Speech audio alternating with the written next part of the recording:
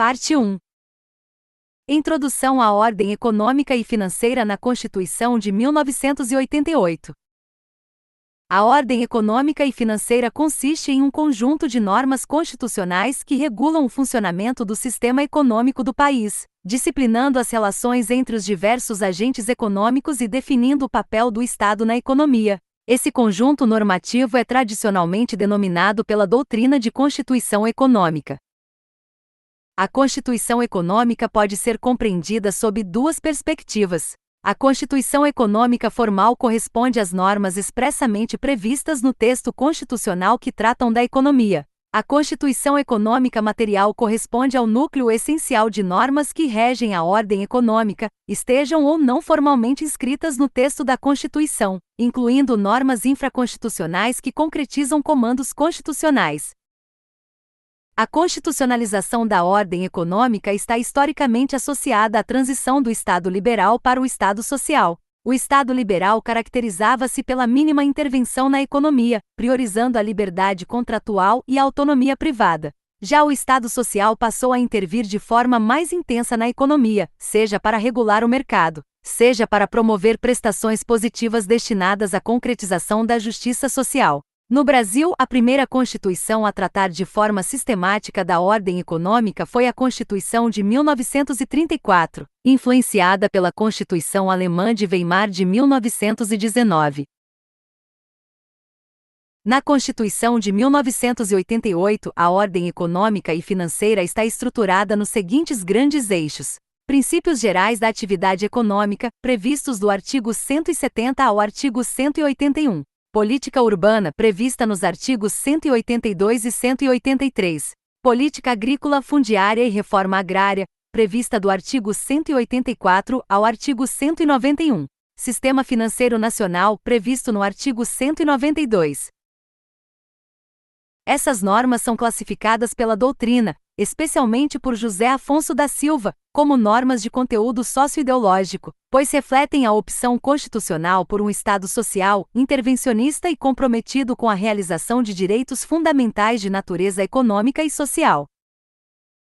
Fundamentos e finalidade da ordem econômica. O artigo 170 da Constituição de 1988 estabelece os fundamentos e a finalidade da ordem econômica. A ordem econômica é fundada na valorização do trabalho humano e na livre iniciativa. Esses dois fundamentos revelam a opção constitucional por uma economia de mercado de índole capitalista, na qual a iniciativa privada desempenha papel central, mas sem afastar a proteção ao trabalho humano. A finalidade da ordem econômica é assegurar a todos uma existência digna, conforme os ditames da justiça social. Esse comando evidencia que o crescimento econômico não é um fim em si mesmo, devendo estar sempre orientado à promoção da dignidade da pessoa humana e à redução das desigualdades. É recorrente em provas de concurso a tentativa de confundir fundamentos com princípios ou com objetivos fundamentais da República. Atenção especial deve ser dada ao fato de que a dignidade da pessoa humana, embora seja fundamento da República Federativa do Brasil, não aparece expressamente como princípio da ordem econômica no artigo 170. A finalidade da ordem econômica é assegurar existência digna, mas a dignidade não integra o rol de princípios expressos do artigo 170. Princípios gerais da atividade econômica. O artigo 170 da Constituição de 1988 enumera os princípios gerais da atividade econômica, que devem ser interpretados de forma sistemática e harmônica, sem absolutização de nenhum deles. Soberania nacional. Esse princípio deve ser compreendido como soberania econômica. O Estado brasileiro deve conduzir sua política econômica de modo a evitar dependência excessiva de outros países e a proteger interesses estratégicos nacionais. Propriedade privada. A Constituição reconhece a propriedade privada dos meios de produção como característica central do sistema econômico adotado. Trata-se de elemento típico do capitalismo. Função social da propriedade. O direito de propriedade não é absoluto. A propriedade somente é protegida constitucionalmente quando atende à sua função social. Esse princípio fundamenta diversas intervenções estatais, como desapropriações e limitações administrativas. Livre concorrência. A livre concorrência decorre da livre iniciativa e busca assegurar mercados competitivos, com maior eficiência econômica e benefícios aos consumidores. Entretanto, não possui caráter absoluto. O Estado pode intervir para coibir práticas anticoncorrenciais e abusos do poder econômico. É extremamente cobrado em provas o entendimento de que a livre concorrência admite limitações estatais. A Constituição autoriza a repressão ao abuso do poder econômico, a dominação de mercados, a eliminação da concorrência e ao aumento arbitrário de lucros. Defesa do consumidor. O consumidor é reconhecido como parte vulnerável nas relações de consumo. A defesa do consumidor integra a ordem econômica como instrumento de concretização da dignidade da pessoa humana. Busca do pleno emprego. Esse princípio decorre da valorização do trabalho humano e orienta políticas públicas voltadas à absorção da força de trabalho disponível. Redução das desigualdades sociais e regionais. Esse princípio dialoga diretamente com os objetivos fundamentais da República e orienta políticas econômicas compensatórias e redistributivas. Defesa do meio ambiente. A atividade econômica deve respeitar o meio ambiente, inclusive mediante tratamento diferenciado conforme o impacto ambiental dos produtos, serviços e processos produtivos. Tratamento favorecido para as empresas de pequeno porte. A Constituição assegura tratamento jurídico diferenciado às microempresas e às empresas de pequeno porte constituídas sob as leis brasileiras e com sede e administração no país, com vistas ao incentivo ao empreendedorismo e à geração de empregos. A doutrina de José Afonso da Silva denomina defesa do consumidor, defesa do meio ambiente, redução das desigualdades sociais e regionais e busca do pleno emprego como princípios de integração, pois tem como finalidade combater a marginalização social e regional. Livre exercício de atividade econômica. O parágrafo único do artigo 170 assegura a todos o livre exercício de qualquer atividade econômica, independentemente de autorização de órgãos públicos, salvo nos casos previstos em lei. Esse dispositivo consagra a liberdade econômica, reforçada pela legislação infraconstitucional que instituiu a chamada Lei de Liberdade Econômica. Em provas, é comum a cobrança da ideia de que a liberdade econômica não é absoluta e pode ser restringida por lei para a proteção de outros valores constitucionais, como a segurança, o meio ambiente, o consumidor e a ordem econômica. Jurisprudência relevante sobre livre iniciativa e livre concorrência. O Supremo Tribunal Federal consolidou entendimentos relevantes para concursos. É inconstitucional lei municipal que impeça a instalação de estabelecimentos comerciais do mesmo ramo em determinada área, por violação à livre concorrência, conforme entendimento consagrado em súmula vinculante. Também é inconstitucional a proibição ou restrição do transporte privado individual por motoristas cadastrados em aplicativos, por violação aos princípios da livre iniciativa e da livre concorrência. Qualquer restrição à atividade econômica deve observar o princípio da proporcionalidade. O princípio da livre iniciativa não pode ser invocado para afastar normas de regulamentação do mercado ou de defesa do consumidor. Não existem princípios absolutos no ordenamento constitucional brasileiro. Encerramento da parte 1. Nesta primeira parte foram abordados os fundamentos, a finalidade e os princípios gerais da ordem econômica, bem como os entendimentos jurisprudenciais mais cobrados em concursos públicos. Na próxima parte, será analisada de forma aprofundada a disciplina constitucional dos investimentos estrangeiros, a distinção entre empresa nacional e empresa estrangeira e o início do estudo da atuação do Estado no domínio econômico. Parte 2. Investimentos estrangeiros no Brasil. A disciplina constitucional dos investimentos estrangeiros no Brasil está prevista no artigo 172 da Constituição de 1988. Esse dispositivo estabelece que a lei disciplinará, com base no interesse nacional, os investimentos de capital estrangeiro, incentivará os reinvestimentos e regulará a remessa de lucros. É essencial compreender que a Constituição de 1988 não proíbe a entrada de capital estrangeiro no país. Ao contrário, reconhece que os investimentos estrangeiros podem funcionar como importante instrumento para o desenvolvimento econômico nacional. Entretanto, submete essa entrada e a remessa de lucros à disciplina legal, sempre orientada pelo interesse nacional. Ponto extremamente cobrado em concursos públicos diz respeito à natureza da lei mencionada no artigo 172. A Constituição não exige lei complementar para disciplinar os investimentos estrangeiros. Trata-se de matéria reservada à lei ordinária. É recorrente a tentativa das bancas de induzir o candidato ao erro, afirmando que se exige lei complementar. Essa afirmação está incorreta. Também é incorreto afirmar que os investimentos estrangeiros e a remessa de lucros ao exterior são livres e restritos. Ambos dependem de regulamentação legal, conforme expressamente determinado pela Constituição. Empresa nacional e empresa estrangeira. A Emenda Constitucional número 6, de 1995, promoveu profunda alteração no regime jurídico das empresas no Brasil, ao extinguir a distinção entre empresa brasileira de capital nacional e empresa brasileira de capital estrangeiro. A partir dessa emenda, a Constituição passou a diferenciar apenas empresa brasileira e empresa estrangeira.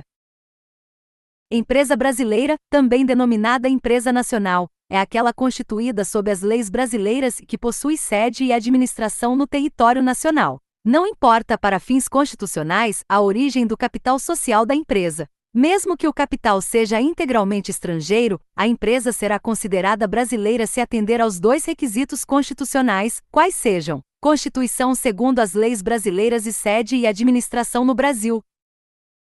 Empresa estrangeira, por sua vez, é aquela constituída sob leis estrangeiras ou que não possua sede e administração no território nacional.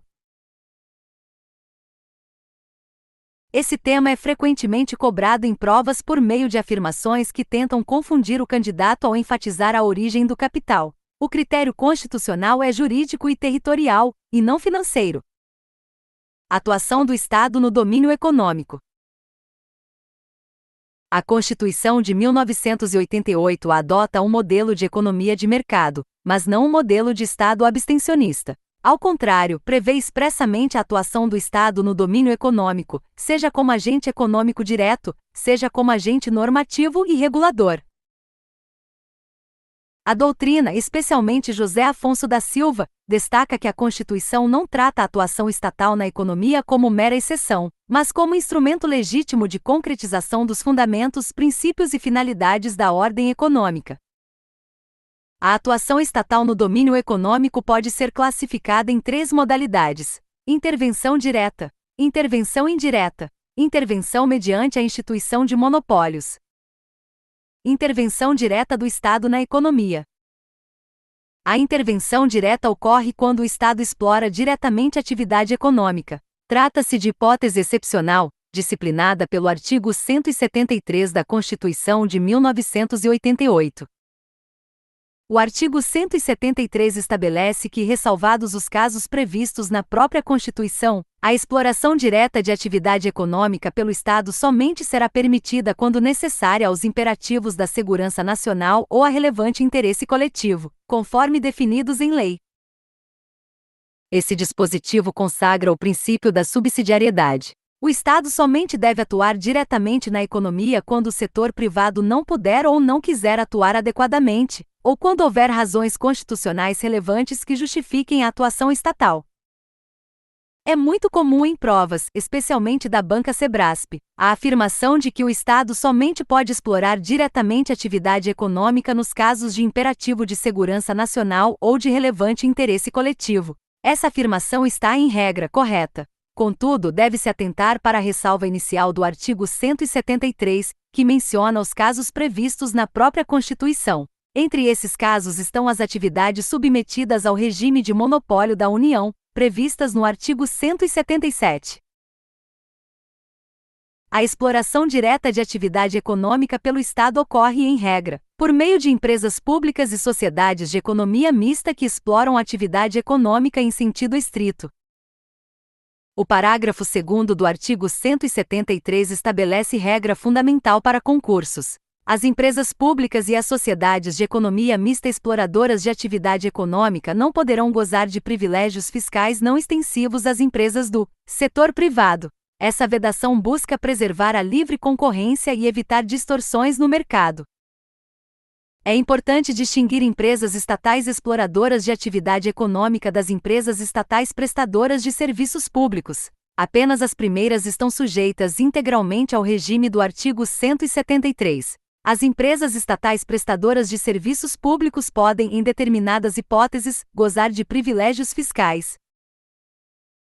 O parágrafo 1º do artigo 173 determina que a lei estabelecerá o estatuto jurídico da empresa pública, da sociedade de economia mista e de suas subsidiárias que explorem atividade econômica. Esse estatuto deve disciplinar a função social dessas empresas, as formas de fiscalização, a sujeição ao regime jurídico próprio das empresas privadas, inclusive quanto a direitos e obrigações civis, comerciais, trabalhistas e tributários, as regras de licitação e contratação, a estrutura de governança e a responsabilidade de seus administradores. O Supremo Tribunal Federal firmou entendimento no sentido de que o regime jurídico previsto no parágrafo 1º do artigo 173 aplica-se apenas às empresas estatais exploradoras de atividade econômica em sentido estrito, não alcançando as empresas estatais prestadoras de serviços públicos. Encerramento da parte 2. Nesta segunda parte foram examinados os investimentos estrangeiros, o conceito constitucional de empresa nacional e a atuação direta do Estado no domínio econômico, com ênfase nas pegadinhas de prova e na jurisprudência do Supremo Tribunal Federal. Na próxima parte será aprofundado o estudo da intervenção indireta do Estado, da instituição de monopólios, dos serviços públicos e dos regimes de concessão, permissão e autorização. Parte 3. Intervenção indireta do Estado no domínio econômico. A intervenção indireta do Estado no domínio econômico ocorre quando o poder público não atua como agente econômico direto, mas como agente normativo e regulador da atividade econômica. Essa modalidade de intervenção encontra fundamento no artigo 174 da Constituição de 1988.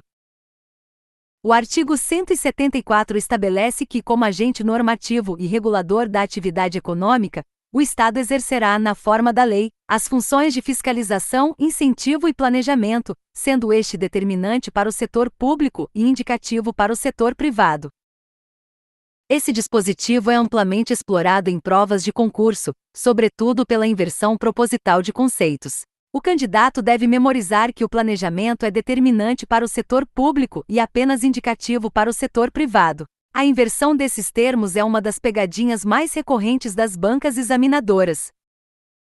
Função de fiscalização. A fiscalização é atividade tipicamente estatal e compreende o exercício do poder regulamentar, a investigação de condutas econômicas e a aplicação de sanções. Por meio da fiscalização, o Estado busca assegurar o respeito aos princípios da ordem econômica e reprimir práticas que atentem contra o regular funcionamento do mercado. O parágrafo 4º do artigo 173 da Constituição de 1988 dispõe que a lei reprimirá o abuso do poder econômico que vise à dominação dos mercados, à eliminação da concorrência e ao aumento arbitrário dos lucros.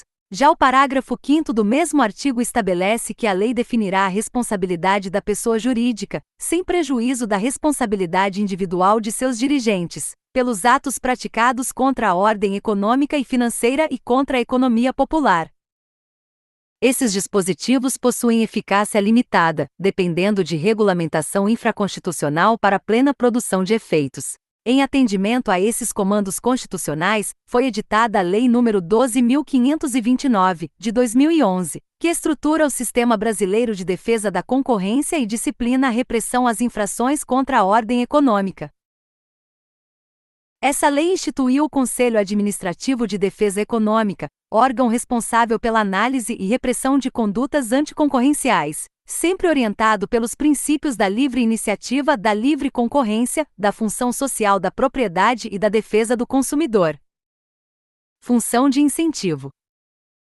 A função de incentivo corresponde à atuação estatal voltada ao estímulo de determinados setores da economia. Trata-se da atividade de fomento, por meio da qual o Estado promove políticas públicas de apoio e estímulo a atividades econômicas consideradas relevantes para o desenvolvimento nacional. O artigo 174, parágrafo 2º, determina que a lei apoiará e estimulará o cooperativismo e outras formas de associativismo. O parágrafo 3º do mesmo artigo estabelece que o Estado favorecerá a organização da atividade garimpeira em cooperativas, considerando a proteção do meio ambiente e a promoção econômico-social dos garimpeiros. O parágrafo 4º assegura prioridade às cooperativas na autorização ou concessão para pesquisa e lavra de recursos minerais garimpáveis nas áreas onde atuem. Ainda no âmbito da função de incentivo, destaca-se o artigo 179 da Constituição de 1988, que impõe à União, aos Estados, ao Distrito Federal e aos municípios o dever de dispensar tratamento jurídico diferenciado às microempresas e às empresas de pequeno porte, com vistas à simplificação de obrigações administrativas, tributárias, previdenciárias e creditícias. Função de planejamento. O planejamento consiste na previsão de comportamentos econômicos e sociais futuros, na fixação de objetivos e na definição coordenada de meios para alcançá-los. Segundo a Constituição, o planejamento é determinante para o setor público e indicativo para o setor privado. O parágrafo 1º do artigo 174 estabelece que a lei definirá as diretrizes e bases do Planejamento do Desenvolvimento Nacional Equilibrado, que deverá compatibilizar os planos nacionais e regionais de desenvolvimento. É recorrente em provas a tentativa de atribuir caráter determinante ao planejamento em relação ao setor privado. Essa afirmação está incorreta. O planejamento estatal obriga a administração pública, mas apenas orienta a atuação dos agentes privados. Intervenção mediante instituição de monopólios. A Constituição de 1988 admite a intervenção estatal por meio da instituição de monopólios, disciplinados no artigo 177. O referido artigo estabelece, em rol taxativo, as atividades que constituem monopólio da União. Constituem monopólio da União a pesquisa e a lavra das jazidas de petróleo e gás natural e outros hidrocarbonetos fluidos.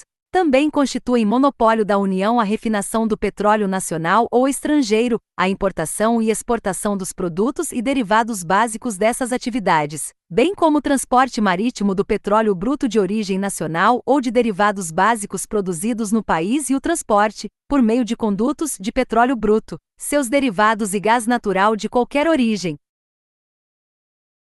Integra ainda o monopólio da União a pesquisa, a lavra, o enriquecimento, o reprocessamento, a industrialização e o comércio de minérios e minerais nucleares e seus derivados, com exceção dos radioisótopos cuja produção, comercialização e utilização poderão ser autorizadas sob regime de permissão, nos termos da Constituição. O rol de atividades monopolizadas é exaustivo. Todas essas atividades são atribuídas exclusivamente à União. Contudo, o parágrafo 1º do artigo 177 autoriza a União a contratar com empresas estatais ou privadas a realização das atividades relacionadas à pesquisa, lavra, refinação, importação, exportação e transporte de petróleo e gás natural. Atenção especial deve ser dada à distinção entre os incisos do artigo 177. As atividades relacionadas aos minerais nucleares, excetuados os radioisótopos, não podem ser delegadas a empresas estatais ou privadas. Nessas hipóteses, a União exerce o monopólio de forma direta. Encerramento da parte 3. Nesta terceira parte foi examinada a intervenção indireta do Estado, com detalhamento das funções de fiscalização, incentivo e planejamento, bem como a intervenção por meio da instituição de monopólios da União. Na próxima parte será analisado o regime constitucional dos serviços públicos, incluindo concessão, permissão e autorização. Parte 4. Serviços públicos na Constituição de 1988. A Constituição de 1988 não apresenta um conceito expresso e fechado de serviço público. Contudo, a partir da leitura sistemática do texto constitucional e da legislação infraconstitucional, é possível afirmar que serviço público é toda atividade destinada a satisfazer necessidades essenciais ou relevantes da coletividade, cuja titularidade pertence ao Estado. Elemento central e absolutamente recorrente em provas de concurso é a titularidade do serviço público. A titularidade será sempre do poder público. Nenhum serviço público é livre à iniciativa privada. O que pode ocorrer é a delegação da execução do serviço a particulares, nos termos e limites definidos pela Constituição e pela lei. O artigo 175 da Constituição de 1988 estabelece que incumbe ao poder público, na forma da lei, diretamente ou sob regime de concessão ou permissão, sempre mediante licitação, a prestação de serviços públicos. Esse dispositivo constitucional consagra duas formas de prestação dos serviços públicos: a prestação direta realizada pelo próprio Estado, por meio de seus órgãos ou entidades da administração pública direta ou indireta; a prestação indireta realizada por particulares, mediante delegação estatal. É fundamental compreender que, mesmo na prestação indireta, a titularidade do serviço permanece com o poder público. O particular atua por sua conta e risco, mas em nome do Estado e sob permanente fiscalização estatal. Prestação direta dos serviços públicos. A prestação direta ocorre quando o próprio Estado executa o serviço público, utilizando-se de seus órgãos ou de entidades da administração indireta. Nessa hipótese, não há delegação a particulares, e o regime jurídico aplicado é predominantemente de direito público. Prestação indireta dos serviços públicos. A prestação indireta ocorre quando o Estado transfere a execução do serviço público a particulares, mantendo, contudo, a titularidade, o poder de fiscalização e o controle do serviço. Essa delegação pode ocorrer por meio de concessão, permissão ou autorização, conforme previsto na Constituição e na legislação específica. Concessão de serviços públicos. A concessão de serviço público consiste na delegação da prestação de um serviço público feita pelo poder concedente mediante licitação, a pessoa jurídica ou consórcio de empresas que demonstre capacidade para seu desempenho, por sua conta e risco e por prazo determinado. A concessão somente pode ser outorgada a pessoas jurídicas ou a consórcios de empresas. Não é admitida a concessão a pessoas físicas. Esse é um ponto clássico de cobrança em provas objetivas. A licitação na concessão deve ocorrer, como regra, na modalidade concorrência, admitindo-se também o diálogo competitivo, conforme a legislação vigente. A concessão possui caráter não precário. O contrato é firmado por prazo determinado, e sua extinção somente pode ocorrer nas hipóteses previstas em lei, como advento do termo contratual, incampação, caducidade, rescisão ou anulação. Permissão de serviços públicos. A permissão de serviço público consiste na delegação, a título precário, da prestação de serviços públicos, feita pelo poder concedente mediante licitação, a pessoa física ou jurídica que demonstre capacidade para seu desempenho por sua conta e risco. Diferentemente da concessão, a permissão pode ser outorgada tanto a pessoas físicas quanto a pessoas jurídicas. Também é precedida de licitação, mas a Constituição não fixa modalidade específica. A característica central da permissão é a precariedade. O vínculo pode ser desfeito unilateralmente pelo poder público, desde que respeitados os limites legais e os princípios do devido processo legal. Responsabilidade na concessão e na permissão. Tanto na concessão quanto na permissão, o particular é responsável pela execução do serviço público, assumindo os riscos da atividade. A remuneração, em regra, ocorre por meio de tarifas pagas diretamente pelos usuários do serviço. A Constituição exige que a delegação de serviços públicos seja sempre precedida de licitação. É inconstitucional qualquer tentativa de prorrogação indefinida de contratos de concessão ou permissão sem novo procedimento licitatório. Autorização de serviços públicos. Além da concessão e da permissão, a Constituição admite a prestação indireta de determinados serviços públicos por meio de autorização. A autorização caracteriza-se como ato administrativo unilateral, discricionário e precário, que dispensa, em regra, a realização de licitação. Trata-se de instrumento utilizado para delegações mais simples, normalmente vinculadas a serviços de menor complexidade ou interesse predominantemente individual. A autorização não se confunde com a concessão nem com a permissão, sendo comum em provas a tentativa de equiparar seus regimes jurídicos. Essa equiparação está incorreta. Leis nacionais sobre serviços públicos. O parágrafo único do artigo 175 da Constituição de 1988 determina que a lei disponha sobre o regime das empresas concessionárias e permissionárias de serviços públicos, o caráter especial de seus contratos, as condições de prorrogação, caducidade, fiscalização e rescisão, os direitos dos usuários, a política tarifária e a obrigação de manter serviço adequado.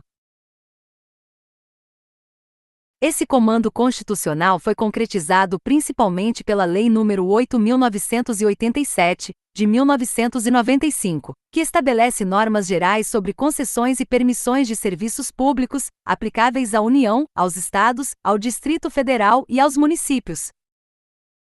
Encerramento da parte 4. Nesta quarta parte foi examinada de forma detalhada a disciplina constitucional dos serviços públicos, com destaque para a titularidade estatal, as formas de prestação direta e indireta e as diferenças essenciais entre concessão, permissão e autorização. Na próxima parte serão analisados a exploração de recursos minerais e potenciais de energia hidráulica, a política urbana e a desapropriação. Parte 5. Exploração de recursos minerais e potenciais de energia hidráulica.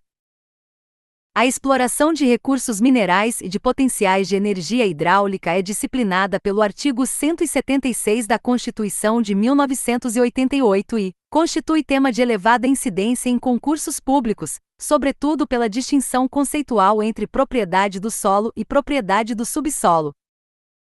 A Constituição estabelece de forma expressa que as jazidas em lavra ou não, e demais recursos minerais, bem como os potenciais de energia hidráulica, constituem propriedade distinta da do solo e pertencem à União. Assim, ainda que o solo pertença a um particular ou ao próprio poder público, os recursos minerais e os potenciais de energia hidráulica nele existentes são sempre de titularidade da União. Essa distinção é fundamental para a compreensão do regime jurídico da exploração mineral. O proprietário do solo não é, automaticamente, proprietário dos recursos minerais existentes em seu subsolo. Autorização e concessão para pesquisa e lavra. A pesquisa e a lavra de recursos minerais, bem como o aproveitamento dos potenciais de energia hidráulica, somente podem ser realizados mediante autorização ou concessão da União, sempre no interesse nacional. Essas autorizações e concessões somente podem ser outorgadas a brasileiros ou a empresas constituídas sob as leis brasileiras que possuam sede e administração no território nacional. É incorreto afirmar que empresa brasileira sediada no exterior possa receber autorização ou concessão, ainda que constituída sob as leis brasileiras. A Constituição exige cumulativamente constituição sob as leis brasileiras e sede e administração no Brasil. O particular que recebe a autorização ou concessão é denominado concessionário. Esse concessionário realiza a pesquisa e a lavra por sua conta e risco, mas adquire a propriedade do produto da lavra, conforme expressamente assegurado pela Constituição. Participação financeira nos resultados da lavra. Como contrapartida pela exploração de recursos pertencentes à União, a Constituição assegura a participação financeira nos resultados da lavra. O artigo 20 da Constituição de 1988 assegura aos Estados, ao Distrito Federal e aos municípios, bem como a órgãos da administração direta da União, participação no resultado da exploração de petróleo ou gás natural, de recursos hídricos para fins de geração de energia elétrica e de outros recursos minerais no respectivo território, ou compensação financeira por essa exploração. Além disso, o artigo 176 assegura participação ao proprietário do solo nos resultados da lavra, na forma e no valor definidos em lei. Essa participação não se confunde com a titularidade dos recursos minerais, que permanece sendo da União. Prazo, transferência e limitações. A autorização para pesquisa será sempre concedida por prazo determinado. Esse ponto é expressamente previsto na Constituição e frequentemente explorado em provas objetivas. As autorizações e concessões para pesquisa e lavra não podem ser cedidas ou transferidas, total ou parcialmente, sem prévia anuência do poder concedente. Qualquer tentativa de transferência sem autorização estatal é inconstitucional. Aproveitamento de energia renovável de pequena capacidade.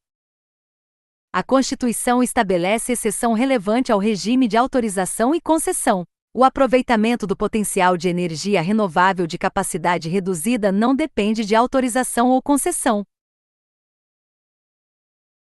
Essa hipótese é frequentemente ilustrada em provas por meio de exemplos como pequenas quedas d'água ou cachoeiras utilizadas para a geração de energia destinada ao consumo próprio. Nessas situações, dispensa-se a autorização estatal. Política urbana.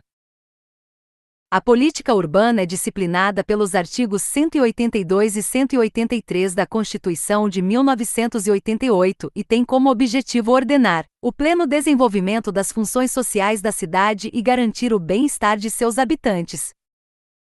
Elemento central da política urbana é o princípio da função social da propriedade urbana. A propriedade urbana somente cumpre sua função social quando atende às exigências fundamentais de ordenação da cidade expressas no plano diretor. Desapropriação na política urbana. Como regra geral, a desapropriação deve ser precedida de justa e prévia indenização em dinheiro. Contudo, a Constituição prevê exceções importantes no âmbito da política urbana. Desapropriação-sanção. Quando o proprietário de imóvel urbano não promover seu adequado aproveitamento, o poder público municipal pode adotar medidas sucessivas. Inicialmente pode exigir o parcelamento ou a edificação compulsórios. Em seguida pode instituir o imposto predial e territorial urbano progressivo no tempo. Persistindo o descumprimento da função social, o imóvel poderá ser desapropriado mediante pagamento em títulos da dívida pública. Esses títulos devem ter emissão previamente aprovada pelo Senado Federal, prazo de resgate de até 10 anos, pagamento em parcelas anuais, iguais e sucessivas, assegurados o valor real da indenização e os juros legais. Desapropriação confiscatória. A Constituição prevê hipóteses de desapropriação sem qualquer indenização, denominadas desapropriações confiscatórias. São hipóteses de desapropriação confiscatória os imóveis urbanos ou rurais onde forem localizadas culturas ilegais de plantas psicotrópicas e aqueles onde for constatada a exploração de trabalho em condição análoga à de escravo. Usucapião especial urbana. A Constituição assegura a usucapião especial urbana ao possuidor que utilize como sua moradia a área urbana de até 250 metros quadrados, por 5 anos ininterruptos e sem oposição, desde que não seja proprietário de outro imóvel urbano ou rural. É absolutamente essencial memorizar que imóveis públicos não estão sujeitos a usucapião, em nenhuma hipótese. Encerramento da parte 5. Nesta quinta parte, foram analisados a exploração de recursos minerais e de potenciais de energia hidráulica, as regras constitucionais de autorização e concessão, a política urbana, as modalidades de desapropriação e a usucapião especial urbana. Na próxima parte será tratada a política agrícola fundiária e a reforma agrária, bem como a usucapião especial rural. Parte 6. Política agrícola fundiária e reforma agrária. A política agrícola, fundiária e a reforma agrária estão disciplinadas nos artigos 184 a 191 da Constituição de 1988 e integram o núcleo da ordem econômica e social, estando diretamente relacionadas à função social da propriedade rural. Reforma agrária e desapropriação por interesse social. O artigo 184 da Constituição de 1988 atribui à União a competência para desapropriar, por interesse social, para fins de reforma agrária, o imóvel rural que não esteja cumprindo sua função social.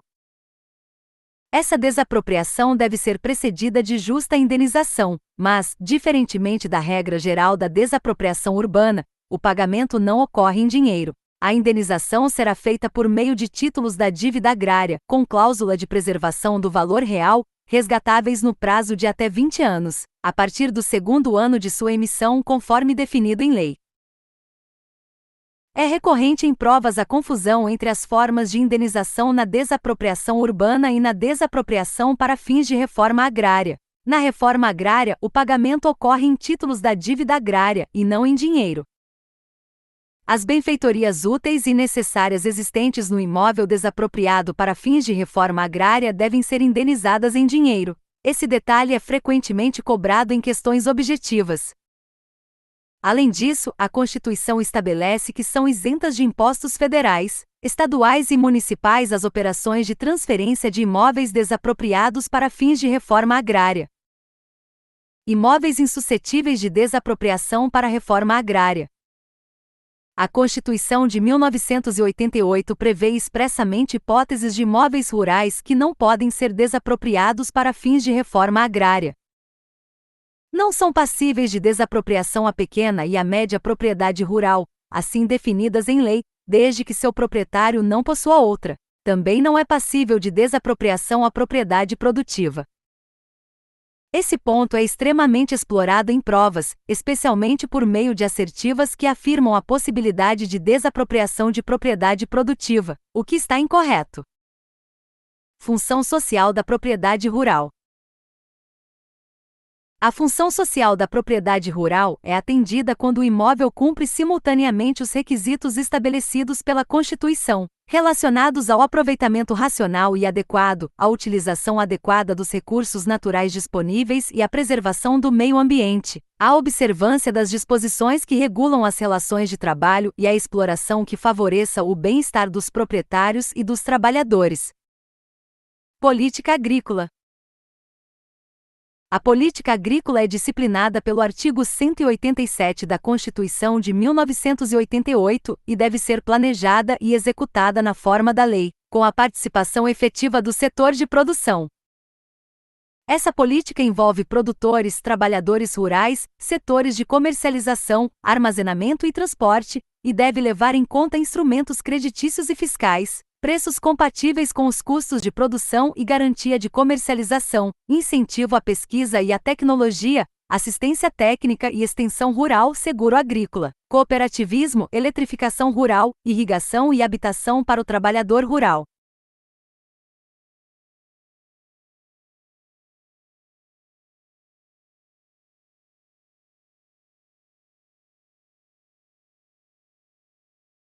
Destinação de terras públicas e devolutas.